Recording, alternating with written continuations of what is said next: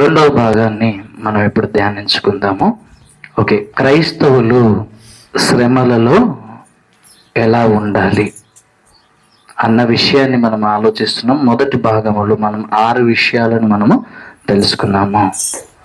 ఈ రెండవ భాగములో క్రైస్తవుడు ఎలా ఉండాలి శ్రమలలో అన్న విషయాన్ని కొన్ని విషయాలను త్వరగా మనం తెలుసుకుందాము. తెస్సలోనికైలకు రాసినటువంటి మొదటి పత్రిక, తెస్సలోనికైలకు రాసినటువంటి మొదటి పత్రిక 3వ అధ్యాయము, తెస్సలోనికైలకు రాసినటువంటి మొదటి పత్రిక 3వ అధ్యాయము 2వ వచనం నుండి మనం చదువుకుందాం.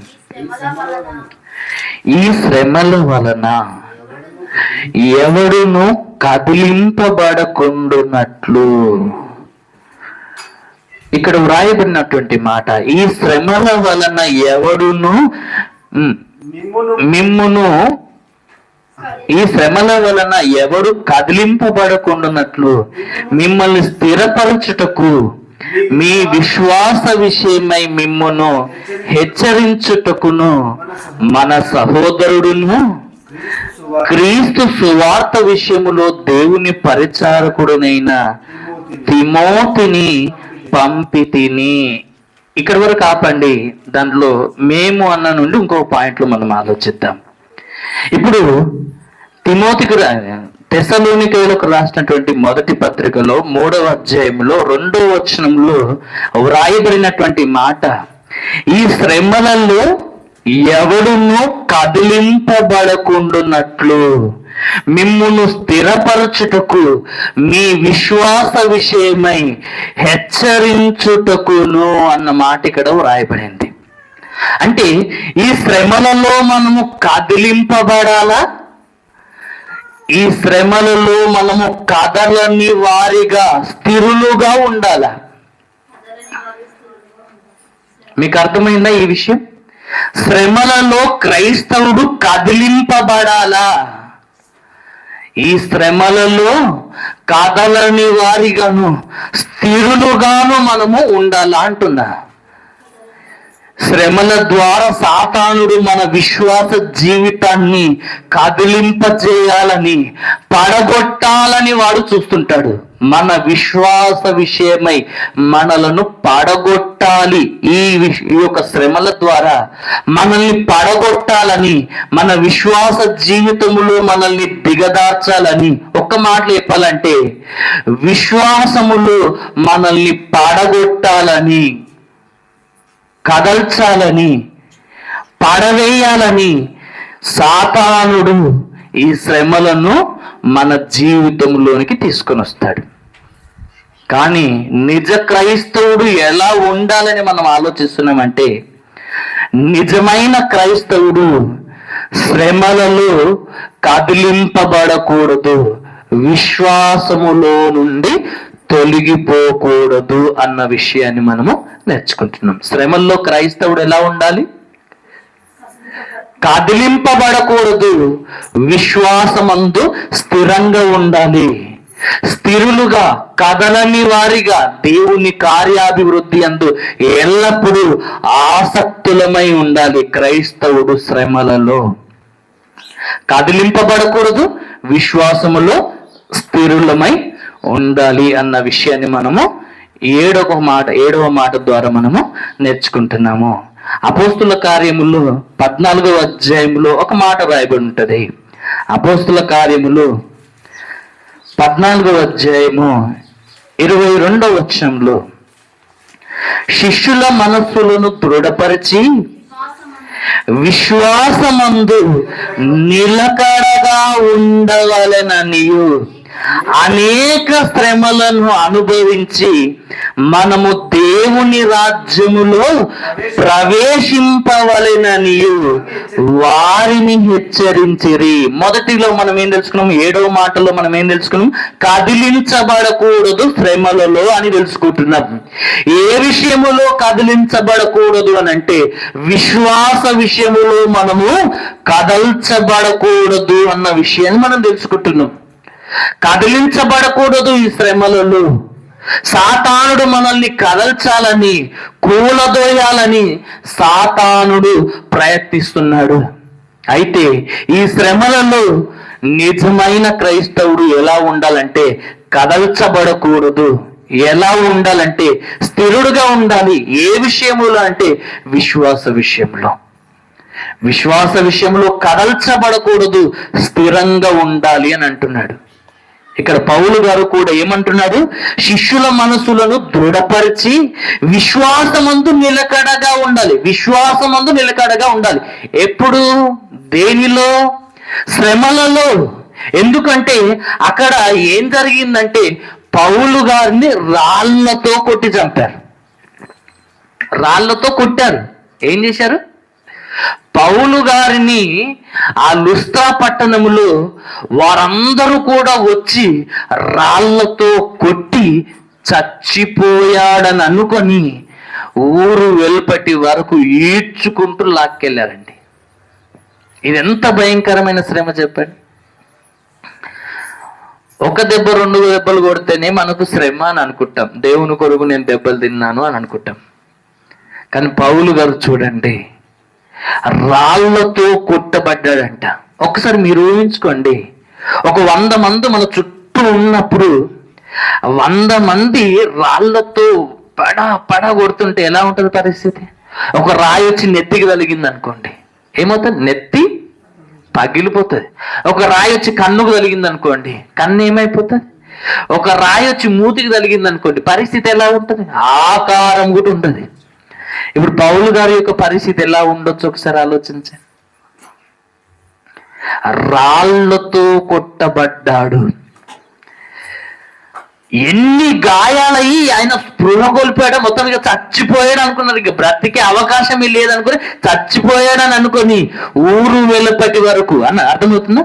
ఊరు వెలుపటి వరకు పట్టణము చివరి వరకు తీసుకొని వెళ్ళేసి అక్కడ పడవేశారు. ఇది ఎంత గొప్ప శ్రమనో ఒకసారి ఆలోచించండి. ఇన్ని శ్రమలు అనుభవించినటువంటి ఆయన మరలా ఆయనను దేవుడు బ్రతికించిన తర్వాత ఇప్పుడు ఆయన ఏమనుకోవాలి చెప్పండి? ఈ పట్టణంలో నన్ను రాళ్లతో కొట్టి చంపాలని చూశారు, నేను చచ్చిపోయాను అనుకున్నారు కాబట్టి విడిచిపెట్టారేమో. ఇప్పుడు నేను తిరిగి మరలా పట్టణంలో ప్రవేశిస్తూ ఊరుకుంటారా? ఊరుకోరు. ఇప్పుడైతే ఖచ్చితంగా 100% చంపేస్తారా? ఆయన ఏం చేయాలి? ఇప్పుడు ఆ పట్టణంలో అడిగి పెట్టకూడదు. ఈయన తిరిగి లేచిన తర్వాత మరలా ఏం చేస్తాడు తెలుసా? అదే పట్టణంలోనికి మరలా వచ్చేసి ఇప్పుడు ఏమంటున్నాడు తెలుసా? ఎవరిని ఎవరు బలపరచాలో తెలుసా?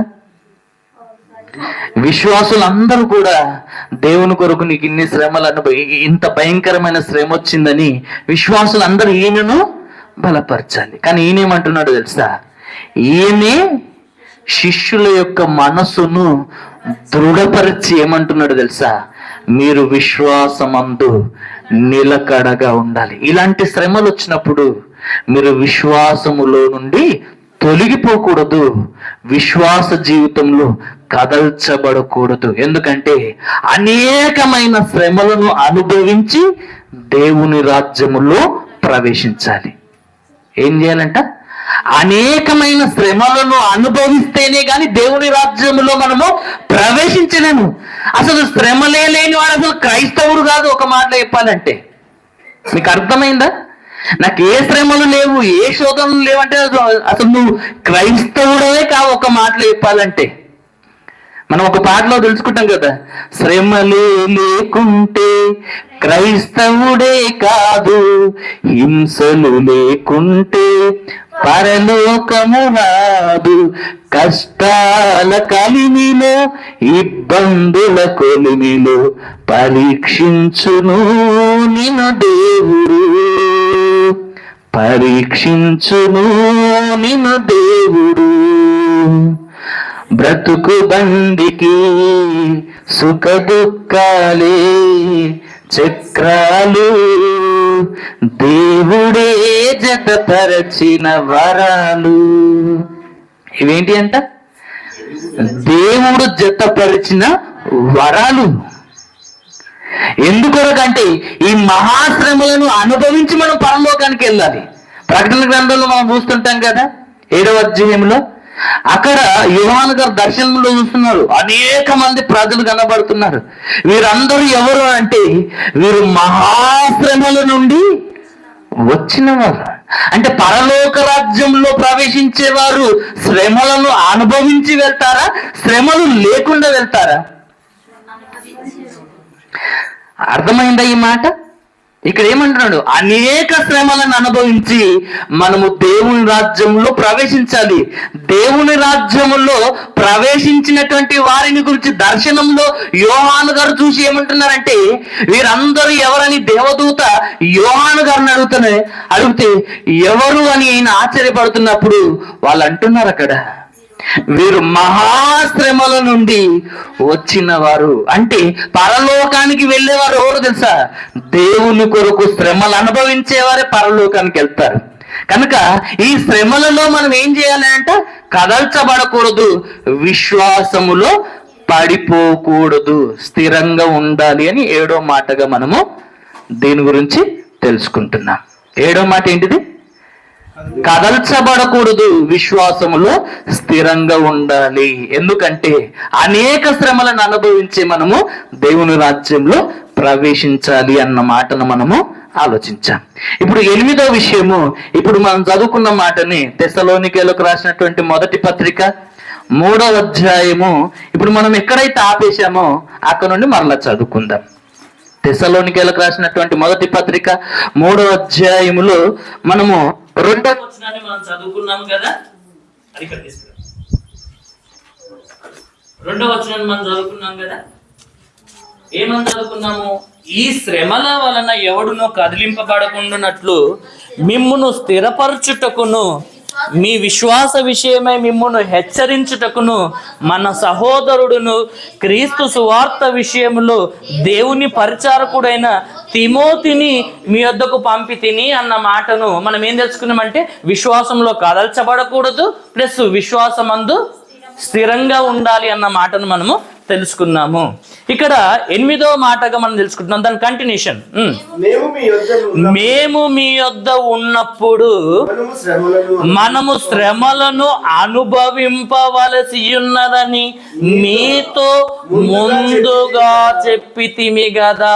మనము శ్రమలను అనుభవింపవలసి ఉన్నదని ముందుగా చెప్పితిమి కదా అని ఈ మాట వాళ్ళు చెప్తున్నారు, భక్తులు జ్ఞాపకం చేస్తున్నారు. మనము శ్రమలను అనుభవింపవలసి ఉన్నది. ఏమున్నదంట? శ్రమలను అనుభవింపవలసి ఉన్నదని ఆనాడు సంఘానికి పౌలు గారు కూడా రాస్తున్నారు. యేసుప్రభు కూడా ఏమన్నాడు? ఈ లోకములో మీరు నన్ను నమ్ముకొని బ్రతుకుతున్నప్పుడు మీకు శ్రమలు కలుగుతాయని యేసుప్రభు చెప్తున్నాడు. అదే బోధ ఒకనాడు పౌలు గారు కూడా ఏమంటున్నాడు? మనము శ్రమలను అనుభవించవలసి ఉన్నది. ఎందుకంటే యేసుప్రభు ఏం చెప్పాడు? మీకు శ్రమలు కలుగును అన్నాడు. కాబట్టి కలుగుతాయని దేవుడు చెప్పిన మాటను ఇప్పుడు వీళ్ళేమంటున్నారు? మనము ఆ శ్రమలను అనుభవించవలసిందే. ఎందుకు అనుభవించాలో మనకు ముగింపులో అర్థమవుతుంది. ఓకేనా? అనుభవించవలసి ఉన్నదని ఇప్పుడు కిందికి వచ్చేసరికి ఏమంటున్నారు చూడండి. శ్రమలను అనుభవించవలసి ఉన్నదని మీతో ముందుగా చెప్పితిమి కదా, అలాగే జరిగినది. ఇది మీకు తెలియను. అట్టి శ్రమలను అనుభవించుటకు మనము నియమింపబడిన వారమని ఎరుగుదుము. ఇప్పుడు మనం ఏమనుకోవాలంట? క్రైస్తవుడు శ్రమలలో ఈ శ్రమలను అనుభవించడానికే నేను నియమించబడ్డాను అని అనుకోవాలంట. ఏమనుకోవాలంట? ఈ శ్రమలను అనుభవించడానికి నేను నియమించబడ్డాను. నీ నియామకం ఎందుకు జరిగిందంట? మన నియామకం ఎందుకు జరిగిందంటే, మన ఏర్పాటు క్రీస్తులో ఎందుకు జరిగింది అని అంటే శ్రమలను అనుభవించడానికే. అర్థమైందా? అర్థం కాలేదా? ఎందుకు అనుభవించడానికి నియమించబడ్డామంటే ముగింపులో మనకు అర్థమవుతుందని చెప్తున్నా. అర్థమైందా? ఏమంటున్నాడు ఇక్కడ? శ్రమలను అనుభవించడానికే మనము నియమింపబడ్డాము. 8వ విషయం ఏంటిది? నియమింపబడ్డామనంటే అసలు దేవుడు ఎందుకు నిన్ను నియమించాడంటే నువ్వు శ్రమలను అనుభవించవలసినదే అని అంటున్నాడు. తండ్రి శిక్షింపని కుమారుడు ఎవరు అని బైబిల్లో ఉందా లేదా? తండ్రి శిక్షింపని కుమారుడు ఎవరు? ఒకవేళ తండ్రి శిక్షింపని కుమారుడు ఎవరంట? ఒకవేళ తండ్రి నిన్ను శిక్షిస్తున్నాడంటే తండ్రి నిన్ను ప్రేమిస్తున్నట్టు అర్థం. శిక్షించట్లేదు అనుకోండి, నిన్ను ప్రేమించడం లేదని అర్థం. ఇప్పుడు దేవుడు మనల్ని ప్రేమిస్తున్నాడా లేదా? ప్రేమిస్తున్నాడు. ప్రేమిస్తే ఏం చేయాలి? ఇప్పుడు నిన్ను శిక్షించాలి. శ్రమలకు నీ జీవితంలో అవకాశం ఇవ్వాలి. బైబిల్లో రాయబడింది, తండ్రి ప్రేమించని కుమారుడెవరు అని వ్రాయబడింది. ఒకవేళ నిన్ను శిక్షించకపోతే, తండ్రి ప్రేమిస్తే శిక్షిస్తాడు, శ్రమలకు నీ జీవితంలో అనుమతిస్తాడు. ఒకవేళ తండ్రి శిక్షింపని కుమారుడికి ఆ తండ్రి ఏమవుతాడంట? విరోధి అవుతాడన్నమాట బైబిల్లో రాయబడింది. ఏమవుతాడంట? తండ్రే గనక నిన్ను శిక్షించక నీకు శ్రమలు రాకుండా చేస్తే దేవుడు ఏమవుతాడంటే తెలుసా? నీకు శత్రువు అవుతాడంట. అర్థమైందా? నా మాట అర్థం కాలేదా? దేవుడు నిన్ను శిక్షించకపోతే దేవునికి నువ్వు శత్రువు అవుతావంట. దేవునికి శత్రువు అంట. ఒక మాట చెప్పాలంటే, ఇప్పుడు మీ పిల్లలను మీరు శిక్షించలేదనుకో, దేవుని క్రమంలో నడిపిస్తేందుకు, వారిని పద్ధతిగా నడిపిస్తేందుకు, పద్ధతిగా పెంచడానికి వారిని శిక్షించలేదనుకోండి, మీ పిల్లలకు మీరు శత్రువులు అంటారు. వాళ్ళు నరకానికి వెళ్ళడానికి మీరే కారకులు అంటారు. కాబట్టి మీరు ఏం చేయమంటున్నాడు దేవుడు? మీ పిల్లలను శిక్షించాలి, శిక్షణ నేర్పించాలి, క్రమము నేర్పించాలి. దాని కొరకు వారిని శిక్షణలో పెట్టాలి, కొట్టాలి, బుద్ధి చెప్పాలి, గద్దించాలి. బెత్తంతో వాడిని కొట్టినేట్లా వాడు చావడు. వాడి ఆత్మ పాతాళములోనికి వెళ్ళకుండా మీరు రక్షించిన వారు అవుతారు. కొట్టకపోతే నీ కుమారుడు చెడిపోయి నరకానికి వెళ్ళిపోతారు. ఇప్పుడు నీ కుమారుడు చచ్చిపోయి నరకానికి వెళ్ళడం గల కారణం ఎవరు? మీరే. ఇప్పుడు ఓ శత్రువులు చెప్పండి. ఇప్పుడు మీ పిల్లలకు మీరే శత్రువులు. ఇప్పుడు మనం అందరం పరలోకానికి రావాలంటే, ఇప్పుడు పరలోకమందున్న తండ్రి మనల్ని ప్రేమిస్తున్నాడు కదా. ప్రేమిస్తే ఇప్పుడు ఆయన ఏం చేయాలి? ఇప్పుడు మనల్ని ఖచ్చితంగా శిక్షించాలి. అర్థమైందా? శిక్షించాలి. కాబట్టి ఈ శోధనలు నీ జీవితంలోనికి రావడానికి దేవుడు ఏం చేస్తున్నాడు? ఇప్పుడు అనుమతిస్తున్నాడు. అనుమతిని ఎందుకు ఇస్తున్నాడు? ఆయన నిన్ను ప్రేమిస్తున్నాడు కనుకని నీ జీవితంలో ఈ శోధనలు రావడానికి అనుమతిస్తున్నాడు. ఇప్పుడు మనం ఏం తెలుసుకుంటున్నాం? ఇప్పుడు ఈ మాటలో ఎందుకు నియమించబడ్డామంటే వాటిని అనుభవించడానికే నియమించబడ్డాము. కాబట్టి వాటిని మనము మనస్పూర్వకంగా అనుభవించి ఏం చేయాలంటే, మీ విశ్వాసమునకు కలుగు పరీక్ష అన్న మాట మనం చదువుకున్నాం కదా. మనకు పేతురు రాసినటువంటి పత్రికలో ఒక మాట ఉంటుంది. అక్కడ ఏం రాయబడిందంటే, ఒకసారి చదవండి. ఒకసారి పేతురు రాసినటువంటి పత్రిక 1వ అధ్యాయము, పేతురు రాసినటువంటి పత్రిక 1వ అధ్యాయము 7వ వచనం. నశించిపోవు సువర్ణము అగ్ని పరీక్ష వలన శుద్ధపరచబడుచున్నది కదా, దానికంటే అమూల్యమైన మీ విశ్వాసం ఈ శోధనల చేత పరీక్షకు నిలిచినదా యేసుక్రీస్తు ప్రత్యక్షమైనప్పుడు మీకు మెప్పును మహిమయు ఘనతయు కలుగుటకు కారణమవుతుందంట. వీటిని అనుభవించడానికి నియమించబడ్డాము కనుక ఈ శ్రమల వలన మనం ఏమవుతున్నామంటే మేలిమి బంగారుగా మార్చబడుతున్నాము. ఇలా మేలిమి బంగారుగా పరిపూర్ణులుగా మార్చబడితే ఏం జరుగుతుంది అంటున్నాడు అంటే, ఆయన వచ్చినప్పుడు మనకు మెప్పు కలుగుతుందంట, మహిమ కలుగుతుందంట, ఘనత కలుగుతుందంట. కాబట్టి వీటిని అనుభవించడానికి సిగ్గుపడకుండా మనం ఏం చేయాలి? వీటిని అనుభవించడానికే నియమించబడ్డాం. ఒక మాట చెప్పాలంటే ముగింపులో చెప్తానన్నమాట, మనము పరిపూర్ణులము కావడానికే దేవుడు వీటిని మన జీవితంలోనికి అనుమతిస్తున్నాడు. కాబట్టి వీటిని అనుభవించడానికి మనం నియమించబడ్డాము. ఎందుకు నియమించబడ్డామంటే పరిపూర్ణలం కావాలి గనక దేవుడు దీని కొరకు మనల్ని నియమించాడు. అర్థమైందా? ఓకే. ఎందుకొరకు నియమింపబడ్డాము? 8వ మాటగా శ్రమలను అనుభవించడానికే నియమింపబడ్డాము. రోమీలోకి రాసిన పత్రిక 12వ అధ్యాయం 12వ వచనం. రోమీలోకి రాసినటువంటి పత్రిక 12వ అధ్యాయము 12వ వచనం. నిరీక్షణ గల వారై ఆ, సంతోషించుచు నిరీక్షణ గలవారై సంతోషించుచు శ్రమయందు ఓర్పు గలవారై శ్రమయందు ఏం చేయాలంట? ఓర్పు గలవారై ప్రార్థనయందు పట్టుదల కలిగి యుండుడి. ఏమని నేర్పిస్తున్నాడు దేవుడు అంటే, శ్రమలలో క్రైస్తవుడు ఎలా ఉండాలంటే ఓర్పు కలిగి ఉండాలి. శ్రమల్లో క్రైస్తవుడు ఎలా ఉండాలంట? ఓర్పు కలిగి ఉండాలి. నీకు ఆ ఓర్పు కావాలని అంటే శ్రమలలో యేసుక్రీస్తు ప్రభుల వారు ఎలా ఓపికతో ఉన్నాడో అది నీకు అర్థం కావాలి. ఓపికతో ఉన్నాడా? ఓపిక కోల్పోయాడా? యేసు ప్రభు ఓపికతోనే ఉన్నాడు. ఎంత ఓపికనంటే చచ్చిపోయేంత వరకు ఆయనకి ఇంత కోపం కూడా రాలేదంటే మీరు ఆలోచించండి. వచ్చిందా? చచ్చిపోయేంత వరకు, చచ్చిపోయేంత బాధను అనుభవిస్తున్నాడు, కానీ ఇంత కోపం రాలేదు, ఇంత అసహనం రాలేదు. ఎక్కడ కూడా ఏ విషయంలో కూడా ఇంత కూడా వెనకడుగు వేయలేదండి. ఎంత ఓపిక అంటే అంత ఓపిక మనకు ప్రభువులో కనబడుతుంది. అదే ఓపిక మనకు యోబులో కూడా కనబడుతుంది అన్నమాట మనము తెలుసుకున్నాం. ఈ శ్రమల యందు క్రైస్తవుడు ఎలా ఉండాలో తెలుసా? ఓర్పు గలవారై ఉండాలి. ఈ ఓర్పు ఏం చేస్తుంది ఏంటా? ఏం చేస్తుందంటే తెలుసా? దేవుని చిత్తాన్ని ఈ భూమి మీద నెరవేర్చుటకు నీకు ఇది అవసరమై ఉన్నది అన్నమాట దేవుడు చెప్తున్నాడు. ఈ ఓర్పు అనేది ఎందుకు అవసరం అంట? ఈ భూమి మీద దేవుని చిత్తాన్ని నెరవేర్చడానికి అవసరము. ప్రభు వైపు చూస్తూ నువ్వు ముందుకు పరిగెత్తడానికి కూడా నీకు అవసరము. బహుమానం పొందుటకు కూడా నీకేం అవసరమై ఉందన్నాడు? ఓపిక అవసరం కావాలన్నాడు. కాబట్టి ఓర్పు అనేది చాలా ప్రాముఖ్యమైనది. మీ సహనము సకల జనులకు తెలియబడనీయాలి. ఇన్ని శ్రమల్లో ఎలా ఓపికతో ఉండగలుగుతున్నారండి వీళ్ళని నిన్ను చూసి వాళ్ళు ఆశ్చర్యపడి దేవుని గురించి తెలుసుకునేటట్లు నువ్వు ఒక పునాది వేయాలి అని దేవుడు చెప్తున్నాడు. ఓకేనా? శ్రమల్లో క్రైస్తవుడు ఎలా ఉండాలి? ఓర్పు గలవాడై ఉండాలి అని మనం తెలుసుకుంటున్నాము.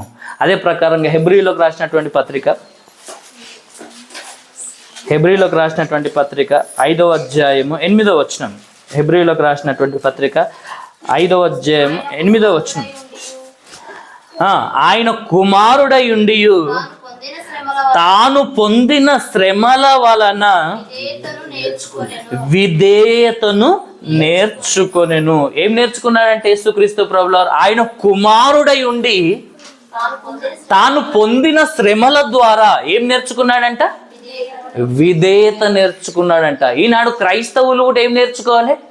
శ్రమలలో విధేయత నేర్చుకోవాలి, కానీ అవిధేయత నేర్చుకుంటున్నారు. మీరు 100 మాట్లాడతారండి, అవునా కదా? మీరు 100 చెప్తారు, మీకేంది మాటలతో 100 చెప్తున్నారు, అనుభవించేటోళ్ళకి తెలుస్తుంది ఆ బాధ, మీకేం తెలుస్తుంది అని మనం అంటుంటాం, అవునా కదా? అవిధేయత చూపిస్తుంటాం, అవునా కదా? ముళ్ళు ఇరిగినోనికి నొప్పి అవుతుంది, కానీ ఇరిగినోనికి ఏం నొప్పి అవుతుంది? తెగినోనికి బాధ అనిపిస్తుంది. కాబట్టి తెగని నీకేం అర్థమవుతుంది అనేసి మనం ఏం చేస్తుంటాం? అవిధేయతతో మాట్లాడుతుంటాం. అలా ఉండొద్దంట.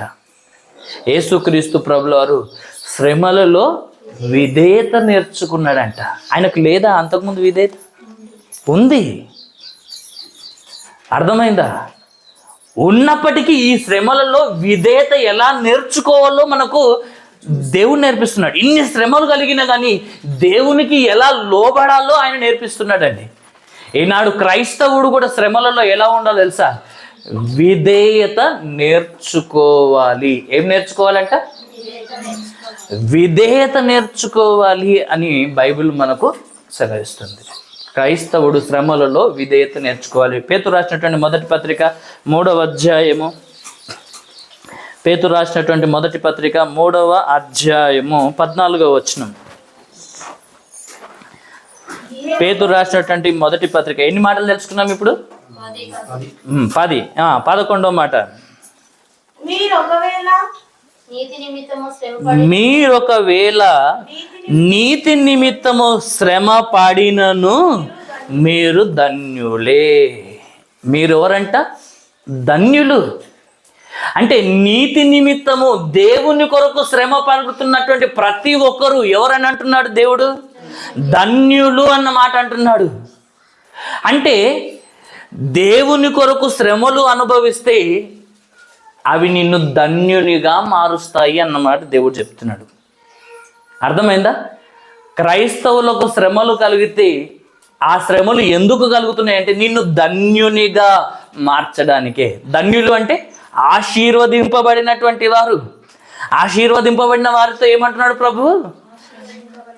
లోకం పుట్టినది మొదలుకొని మీ కొరకు సిద్ధపరిచిన దేవుని రాజ్యమును పరలోకమును స్వతంత్రించుకొనుడి అంటున్నాడు. ఆశీర్వదించబడినటువంటి వారితో ఆ మాట అంటున్నాడు. అంటే ధన్యులతో ఆ మాట అంటున్నాడు. అంటే దేవుని కొరకు శ్రమలు అనుభవిస్తున్నటువంటి వారు పరలోకానికి అర్హులు అన్న మాటగా అక్కడ చెబుతున్నాడు అన్నమాట.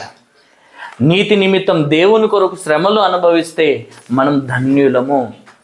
ఈ శ్రమలు మనల్ని ధన్యులుగా మార్చడానికే వస్తున్నాయి. మత్తయి సువార్త 5వ అధ్యాయం 11వ వచనం నుండి కూడా రాయబడిన మాటలు మనందరికీ తెలుసు కదా. ఒకసారి చదివితే చదవండి. మత్తయి సువార్త 5వ అధ్యాయం 11వ వచనం నుండి. నా నిమిత్తము జనులు మిమ్మల్ని నిందించి హింసించి మీ మీద అబద్ధముగా చెడ్డ మాటలెల్లా పలుకున్నప్పుడు మీరు ధన్యులు. ఎవరు ధన్యులంట? దేవుని కొరకు ఈ శ్రమలు, ఈ నిందలు, అవమానాలను అనుభవించే వారందరూ కూడా ధన్యులే అని అంటున్నాడు. అర్థమైందా? నీతి నిమిత్తం హింసించబడినా మనం ధన్యులమే. దేవుని కొరకు ఈ శ్రమలను, నిందలను, అవమానాలను వీటిని అనుభవించినా మనం ధన్యులం. ఒక మాట చెప్పాలంటే ఈ శ్రమలు నిన్ను ధన్యునిగా మారుస్తున్నాయి అని దేవుడు మనకు తెలియజేస్తున్నాడు. కాబట్టి ఈ ధన్యతను మనము విడిచిపెట్టకూడదు. ప్రకటన గ్రంథము 2వ అధ్యాయము, ప్రకటన గ్రంథం 2వ అధ్యాయం 10వ వచనం. ప్రకటన గ్రంథం 2వ అధ్యాయం 10వ వచనం. ఇదిగో మీరు శోధింపబడినట్లు అపవాది మీలో కొందరిని చెరలో వేయబోచున్నాడు. 10 దినములు శ్రమ కలుగును, మరణము వరకు నమ్మకముగా ఉండుము, నేను నీకు జీవ కిరీటము ఇచ్చేదను. ఏం జరుగుతాయంట? ఏం జరుగుతాయంట? ఇక్కడ రాయబడిన మాటలు చూడండి. ఇదిగో మీరు శోధింపబడినట్లు అపవాది మీలో కొందరిని చెరలో వేయించబోతున్నాడు కనుక కొన్ని దినాల వరకు మీకు శ్రమలు వస్తాయి అన్నమాట యేసుప్రభు చెప్తున్నాడు. ఏమొస్తాయంట? కొన్ని రోజులు ఈ భూమి మీద మనకు శ్రమలు వస్తాయి. ఈ శ్రమలలో మనము సహించగలిగితే, దేవుని కొరకు నిలువబడగలిగితే ఏం చేశాడంటే దేవుడు, ఈ శ్రమలలో మనము నిలువబడగలిగితే, దేవుని కొరకు నమ్మకంగా జీవించగలిగితే దేవుడు పరలోకంలో నీకు జీవ కిరీటాన్ని ఇస్తానంటున్నాడు. ఏమిస్తాడంట దేవుడు మనకు? వీటిని అనుభవిస్తే దేవుడు మనకు జీవ కిరీటాన్ని ఇస్తాను అంటున్నాడు. ఇంకా మనం ముందు ఆలోచించాం కదా. ఒక మాట చెప్పాలంటే ఆయన యొక్క మహిమలో మనల్ని పాలి భాగస్తునిగా చేస్తాడంట. ధన్యులమవుతున్నాము శ్రమలను అనుభవిస్తే. ఆ శ్రమల్లో నమ్మకంగా ఉంటే జీవ కిరీటం పొందుకుంటున్నాం అంటున్నాడు. ఆ శ్రమల్లో దేవుని కొరకు నిలవబడితే, ఆ శ్రమలను మనం అనుభవిస్తే క్రీస్తు తోడి వారసులమై ఆయనతో కూడా సమానమైన మహిమను మనం పొందుకోబోతున్నాం. ఒక మాట చెప్పాలంటే ఆయన సింహాసనం మీద మనము కూర్చోబోతున్నాము. ఇంత గొప్ప భాగ్యము దేవుడు ఈ శ్రమల ద్వారా మన కొరకు సిద్ధపరిచాడు. ఇప్పుడు మనం ఏం చేయాలి? ఇప్పుడు ఈ శ్రమల్లో మనం ఏం చేయాలి? సంతోషించాలి. మనల్ని ఇంత గొప్ప భాగ్యవంతులుగా మార్చే ఈ శ్రమలలో మనం ఏం చేయాలి? ఇప్పుడు సంతోషించాలి. కొన్ని దినాలు శ్రమలు వస్తాయి కాబట్టి మనం ఎలా ఉండాలంటున్నాడు తెలుసా? ఒకసారి చూడండి, పేతురు రాసినటువంటి పత్రికలో ఉంటుంది. పేతురు రాసినటువంటి మొదటి పత్రిక 5వ అధ్యాయం 10వ వచనంలో ఉంటుంది. చూడండి, పేతురు రాసినటువంటి మొదటి పత్రిక 5వ అధ్యాయము 10వ వచనం. తన నిత్య మహిమకు క్రీస్తునందు మిమ్మును పిలిచిన సర్వకృపానిధియగు దేవుడు కొంచెము కాలము మీరు శ్రమ పడిన పిమ్మట, ఎంతకాలం అంట? కొంచెము కాలము శ్రమ పడిన పిమ్మట తానే మిమ్మును పూర్ణులుగా చేసి స్థిరపరిచి బలపరచును. ఎంతకాలం వస్తాయంటే శోధనలు? కొంచెం కాలం వస్తాయి. అది మనకు శోధన కాలము. మన బ్రతుకుల్లో ఎప్పుడు ఉండదు, అది అప్పుడప్పుడు వస్తుంది. శోధన కాలం అనేది మన జీవితంలో కంటిన్యూగా ఎప్పటికి ఉండదు, అప్పుడప్పుడు వస్తుంది మన విశ్వాసాన్ని పరీక్షించడానికి. శోధన కాలములో మనము ఎలా ఉండాలంట? నమ్మకంగా ఉండాలి.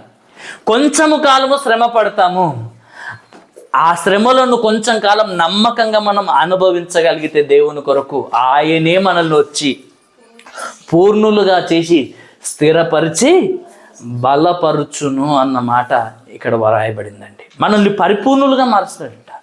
ఇప్పుడు యోబు గారి జీవితం చూడండి, జీవితకాలం అంతా శ్రమలు వచ్చాయి ఆయనకు. ప్రారంభంలో మంచిగానే ఉన్నాడు, కానీ మధ్యలో ఏమైంది? పర్మిషన్ తీసుకొని వచ్చాడు సాతానుడు, వచ్చి ఆయన జీవితంలో శోధనలు ప్రారంభించాడు. అంటే శోధన కాలం అనేది మన జీవితంలో కూడా ఉంటుంది. అది యేసు ప్రభు జీవితంలో, భక్తుల జీవితాల్లో కూడా ఉన్నది. ఇప్పుడు ఆ శోధన కాలంలో యోబు నమ్మకంగా జీవించాడు కనుకనే ఇప్పుడు కోల్పోయిన ప్రతి స్థితిని ఆయనకు తిరిగి మరలా అనుభవం.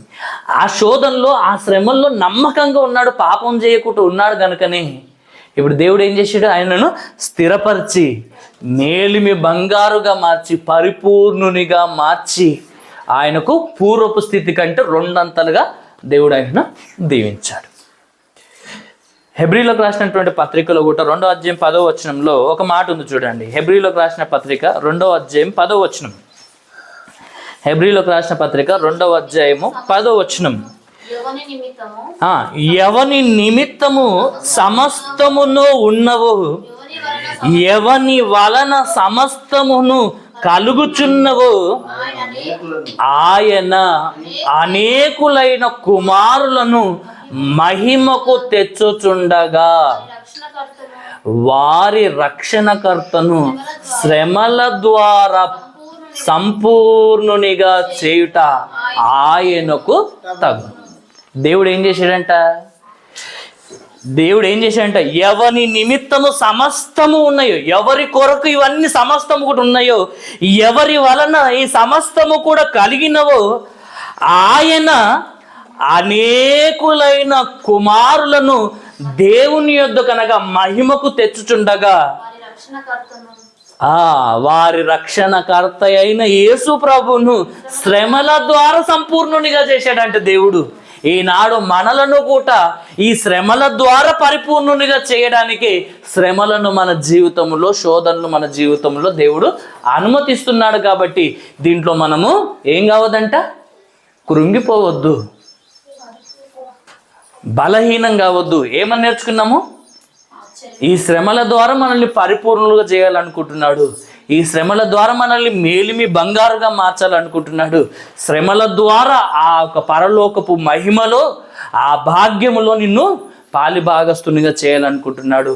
మహిమను, మెప్పును, ఘనతను నీకు ఇవ్వాలి అని దేవుడు ఆకాంక్షిస్తున్నాడు. ఆయన సింహాసనం మీద కూర్చుండబెట్టాలనుకుంటున్నాడు. ఎవరికయ్యా ఈ భాగ్యం అంటే దేవుని కొరకు శ్రమలు అనుభవించిన వారికే ఈ భాగ్యం ఉంటుంది అని దేవుడు మరీ తెలియజేస్తున్నాడు. ఇంత గొప్ప భాగ్యాన్ని ఇప్పుడు మనం ఏం చేయాలి? ఇప్పుడు ఇంత గొప్ప భాగ్యాన్ని తృణీకరించొద్దు. ఇది మహాభాగ్యం అనుకోవాలి. దేవుని కొరకు ఈ శ్రమలు అనుభవించడానికి దేవుడు నన్ను యోగ్యునిగా ఎంచినందుకు మనం ఏం చేయాలి? ఇప్పుడు సంతోషించి ఆనందించాల్సినటువంటి వారం మనం. కాబట్టి ఈ మహాశ్రమలు మన జీవితంలో, అగ్ని లాంటి మహాశ్రమలు మన జీవితంలో కలిగినప్పుడు ఏం కావద్దంట? ఆశ్చర్యపోవద్దని మొదటి మాట తెలుసుకున్నాం. ఇప్పుడు చెప్పాలి క్రమం. రెండోది, ఈ శ్రమలు మన జీవితంలో వచ్చినప్పుడు అధైర్యపడకూడదు అన్నమాట రెండోది తెలుసుకున్నాం. అధైర్యపడకూడదంటే ఏం చేయాలి? ఇప్పుడు ధైర్యంగా ఉండాలి అన్నమాట మనం తెలుసుకున్నాం. లోకంలో మీకు శ్రమలు కలుగును, అయినను మీరు ధైర్యమును తెచ్చుకొనుడి అన్నమాట యేసు ప్రభు చెప్పిన మాటను మనం జ్ఞాపకం చేసుకోవాలి. మూడోది ఏం తెలుసుకున్నాము? శ్రమలలో క్రైస్తవుడు ప్రార్థన చేయాలని తెలుసుకున్నాము. నాలుగోది, శ్రమలు నా మేలు కొరకు వచ్చినవని తలంచాలి, అనుకోవాలి. ఐదవది శ్రమలలో క్రైస్తవుడు సంతోషించాలి. ఎలా సంతోషించాలంటే అత్యధికముగా సంతోషించాలి, మహానందముతో సంతోషించాలి. ఆరోది ఆ శ్రమలలో దేవుణ్ణి మహిమపరచాలి అని తెలుసుకున్నాం. ఏడవది ఏం తెలుసుకున్నాము? ఆ శ్రమల్లో విశ్వాసములో కదిలింపబడకూడదన్న మాటను మనము ఏడో విషయం తెలుసుకున్నాం. ఎనిమిదో విషయం ఏమని తెలుసుకున్నాము? ఆ శ్రమలను అనుభవించడానికి మనము నియమించబడ్డాము అని కూడా మనము తెలుసుకున్నాం.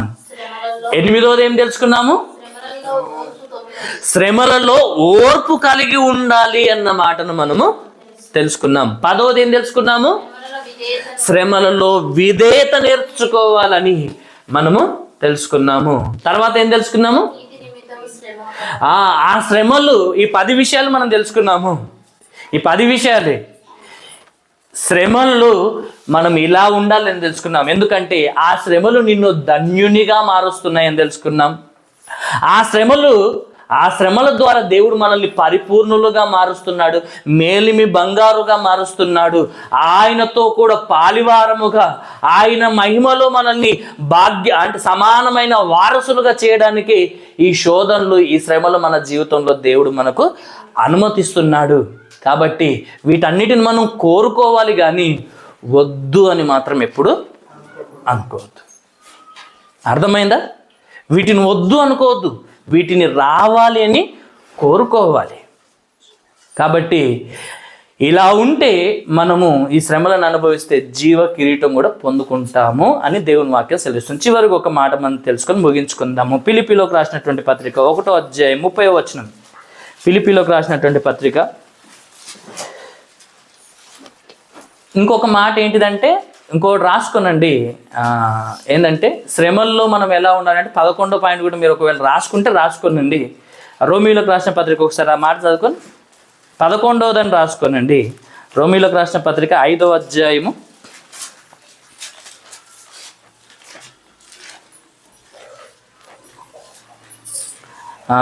3-4 వచనాలు ఒకసారి చదువు. 5వ అధ్యాయం 3-4 వచనాలు. అంతేకాదు శ్రమ ఓర్పును, ఓర్పు పరీక్షను, పరీక్ష నిరీక్షణను కలగజేయునని ఎరిగి శ్రమలయందును అతిశయపడుదుము. ఏం చేయాలంట? ఇంత గొప్ప భాగ్యము దేవుడు మనకు ఈ శ్రమల ద్వారా అనుభవించబోతున్నాడు. కాబట్టి ఈ శ్రమలయందు మనం ఏం చేయాలంటే, ఒక నిజ క్రైస్తవుడు అతిశయపడాలి. ఏం చేయబడాలంట? క్రైస్తవుడు శ్రమలలో అతిశయపడాలి. ఎందుకంటే శ్రమ ఓర్పును కలిగిస్తుందంట, ఓర్పు పరీక్షను కలగజేస్తుందంట, ఆ పరీక్ష నిరీక్షణను కలగజేయునని ఎరిగి శ్రమలయందు అతిశయపడాలి. ఈ శ్రమలు నీకు ఏం కలగజేస్తాయి అంటే నిరీక్షణ కలగజేస్తాయి. ఆయన వచ్చినప్పుడు నాకు ఏం కలుగుతుందని? మహిమ, మెప్పు, ఘనత కలుగుతుందని మనము ఒక నిరీక్షణ మనలో కలగజేస్తాయి. ఎప్పుడు? ఎవరిలో కలగజేస్తాయి అంటే, క్రీస్తు మనసు ఎవరైతే ఆయుధంగా ధరించుకుంటారో వారిలో శ్రమలు వచ్చినప్పుడు, వారి జీవితంలో శ్రమలు వచ్చినప్పుడు అది ఓర్పు కలగజేస్తాయంట. ఆ ఓర్పు ద్వారా పరీక్షకు లోనవుతున్నామని వారు గ్రహించి ఆ పరీక్షలో విశ్వాసమందు నిలబడి వాళ్ళు ఒక శుభప్రదమైన నిరీక్షణ కలిగి ఆ ప్రభువు రాకడ కొరకు ఎదురు చూస్తూ, ఆయన వచ్చినప్పుడు ఈ శ్రమలు దేవుని కొరకు అనుభవించిన మనమందరము కూడా మెప్పు, ఘనత, మహిమను మనం పొందుకుంటామని ఒక నిరీక్షణ మనకు కలగజేస్తాయంట. ఆ నిరీక్షణ మనల్ని ఎప్పుడు కూడా సిగ్గుపరచదు అన్న మాట మనం తెలుసుకుంటున్నాం. కాబట్టి శ్రమలయందు మనం ఏం చేయాలని తెలుసుకుంటున్నాము? 11వ మాట, అతిశయపడాలి అన్న మాట మనం తెలుసుకుంటున్నాం. ఇప్పటితో ఈ ముగించేస్తున్నాం. చివరికి ఒక మాట చెప్పేసి ముగించేస్తాను. ఒకసారి ఫిలిప్పీలోకి రాసినటువంటి పత్రిక 1వ అధ్యాయము 30వ వచనం. ఫిలిప్పీలోకి రాసినటువంటి పత్రిక 1వ అధ్యాయము 30వ వచనం. క్రీస్తునందు విశ్వాసం ఉంచటం మాత్రమే కాక ఆయన పక్షమున శ్రమపడుటయు మీకు అనుగ్రహింపబడెను. క్రైస్తవులుగా మనకేం అనుగ్రహింపబడింది చెప్పాలా? ఆయన యందు విశ్వాసం ఉంచడమే కాదు, ఆయన పక్షమున శ్రమపడుటయు కూడా అనుగ్రహించబడింది. ఏం అనుగ్రహించబడిందంటే మనకు? అవును కదా, విశ్వాసం ఉంచడమే కాదు, శ్రమ అనుభవించడము కూడా ఏమైందంట? ఆయన పక్షమున అనుగ్రహించబడింది. అంటే నువ్వు దేవుని పక్షాన ఉన్నావంటే ఖచ్చితంగా నీకు శ్రమలు కూడా అనుభవించాలి అన్న విషయం నువ్వు నేర్చుకోవాలి. ఎందుకంటే ముందు తెలుసుకున్నాం కదా, గలతీలోకి రాసిన పత్రికలో ఏమని? కుమారులమైతే వారసులం, కానీ క్రీస్తుతో కూడా శ్రమ పడితే ఆయన తోడి వారసులం. కాబట్టి విశ్వాసం ఉంచడమే కాదు, శ్రమలు అనుభవించడం కూడా ఆయన పక్షమున మనకు అనుగ్రహించబడిందని మీరందరూ కూడా గ్రహించాలని ఈ మాటలు మీకు తెలియజేస్తున్నాను. ఒక మాట ఏంటిదంటే, ఈ శ్రమలు అనేవి, ఈ శోధనలు అనేవి మన జీవితంలో ఎంత ప్రమాదకరమైనవంటే, ఒక మాట చెప్పేసి ముగిస్తాను. ఈ శ్రమలు, ఈ శోధనలు అనేవి మన జీవితంలో ఎంత ప్రమాదకరమైనవేనంటే, ఇప్పుడు సముద్రంలో ప్రయాణిస్తున్నప్పుడు సముద్రంలో తుఫాన్ వచ్చిందనుకోండి, ఏమొస్తుంది చెప్పండి? గాలి. సముద్రంలో ఉన్నప్పుడు ఒకవేళ తుఫాన్ వచ్చిందనుకోండి, ఆ తుఫాను ప్రభావముతో గాలి విస్తరించి గంటకు వందల కిలోమీటర్ల స్పీడ్తో గాలి ప్రయాణిస్తుండగా ఆ గాలికి నీరు అలల చేత ఎగిసి పడుతుంటుందండి. ఇదందరూ మీరు గ్రహించాలి. సముద్రంలో తుఫాన్ రేగితే గాలికి అలలు రేగుతుంటాయి, పెద్ద పెద్ద అలలు వస్తుంటాయి. అలాంటి సమయంలో ఒక హెచ్చరిక చేస్తుంటారు, మత్స్యకారులు సముద్రములో వల వేయుటకు, చేపలు పట్టుటకు వెళ్ళకూడదు అన్న మాట హెచ్చరికలు చేస్తుంటారండి. మొదటి ప్రమాద హెచ్చరిక, రెండవ ప్రమాద హెచ్చరిక అని మనకు గోదావరి దగ్గరే హెచ్చరిస్తారు. ఈ తుఫాన్లు వచ్చినప్పుడు కూడా వాతావరణ శాఖ కూడా హెచ్చరిస్తుంది. ఏమని హెచ్చరిస్తుంది అంటే, తుఫాను ఉంది కాబట్టి జాలరులు సముద్రములో చేపలు పట్టుటకు వెళ్ళకూడదు అంటారు. ఎందుకంటే ఆ తుఫాను ప్రభావం వలన గాలికి సముద్రము రేపబడి పెద్ద పెద్ద అలలు వచ్చేసి ఆ అలలకు ఓడలో ఉన్నా కానీ ఓడను కూడా అతలాకుతలం చేస్తాయండి. నిజం. మీరు కొన్ని వీడియోలు చూస్తే తెలుస్తుంది, పెద్ద పెద్ద అలలకు ఓడలు కూడా పడిపోయినట్టుగా, చనిపోయినట్టుగా మనకు వీడియోలలో కనబడుతుంది. అంటే మీరు ఆలోచించాలి, ఈ శ్రమలు అనేవి కూడా ఈ అలల లాంటివే. ఈ శ్రమలు అనేవి కూడా ఎలాంటివంట? అలల లాంటివే. ఇప్పుడు మనం ఎక్కడున్నాము? లోకం అనే సముద్రములో ప్రయాణం చేస్తున్నాము. ఈ తుఫానులు అనేవి, ఈ గాలి అనేది శ్రమల లాంటిది. ఇప్పుడు లోకం అనే సముద్రంలో ప్రయాణిస్తున్నటువంటి మనకు ఈ తుఫాను లాంటి శ్రమలు, గాలి లాంటి శ్రమల వలన సముద్రము రేపబడి పెద్ద పెద్ద అలల చేత మనము కూడా కొట్టబడుతుంటాము. ఇప్పుడు మన ధోని ఏమవుతుందో చెప్పండి? ఈ అలల చేత అతలాకుతలం అయిపోతుంటుంది, పడిపోవడానికి కూడా సిద్ధమైపోతుంది. అవునా కదా? ఇప్పుడు భయపడాలా భయపడకూడదా? భయపడకూడదా? యేసు ప్రభువు కూడా సముద్రంలో ప్రయాణం చేస్తున్నప్పుడు ఒక తుఫాన్ వచ్చింది. గాలి చేత సముద్రంలో అలలు పెద్ద పెద్దగా వచ్చేసి ఓడనే బద్దలు చేసేంతగా వచ్చాయంట. యేసు ప్రభు అదే నావలో ఉన్నాడు, అయినా భయపడ్డారు. మీకు అర్థమైందా? మొదటి మాటకు రావాలి మీరు ఈ మాటను బట్టి. యేసు ప్రభు అదే నావలో ఉన్నాడు, అదే పడవలో ఉన్నాడు, అయినా భయపడుతూ ఏమయ్యారు? మేము నశించిపోతున్నాం ప్రభు, నీకు చింత లేదా అని యేసు ప్రభువును లేపారు. అవునా కాదా? అంటే అంతకుముందు వారిలో ఎలాంటి మనసు ఉందని తెలుసుకున్నాము. క్రీస్తు కలిగిన మనసు ఆయుధంగా లేదు కనుకనే వాళ్ళు శ్రమ కలిగినప్పుడు ఏమయ్యారు? అభ్యంతరపడ్డారు. ఆ మనసును మనం ఆయుధంగా ధరించుకుంటే ఈ విశ్వాస నావలో యేసు ప్రభు ఉన్నాడన్న విషయం నీకు అర్థమవుతే, ఎంత పెద్ద అలలు వచ్చినా ఆ అలలు నీ పడవను ఏమీ చేయలేవు. అందుకొరకు ప్రార్థన చేస్తే ఏమన్నాడు? శిష్యులు వేరే విధంగా మొరపెట్టారు, మనము విశ్వాసంతో మొరపెడితే అక్కడ లేచి వారిని గద్దించి సముద్రమును గద్దించినట్టు చూస్తున్నాం. ఇప్పుడు మనము కూడా ప్రార్థన పూర్వకంగా వాటికి సిద్ధపడినప్పుడు తప్పించుకునే మార్గాన్ని కూడా ఆయన సిద్ధపరిచి శ్రమల్లో నువ్వు పడిపోకుండా నిన్ను నిలబెట్టగలుగుతాడు. ఎందుకంటే ఈ విశ్వాస నావలో యేసు ఉన్నాడు. ఆయన ఉన్నంతకాలం నాకు ఏమీ కలగదు, ఈ శ్రమలు నన్ను ఏం చేయవన్న విశ్వాసంతో క్రైస్తవుడు తన యాత్రను ప్రభు వైపు చూస్తూ ఓపికతో ముందుకు సాగాలని కోరుకుంటూ ఈ మాటలు ముగిస్తున్నాను. దేవుడి మాటలు దీవించును గాక. ఆమేన్.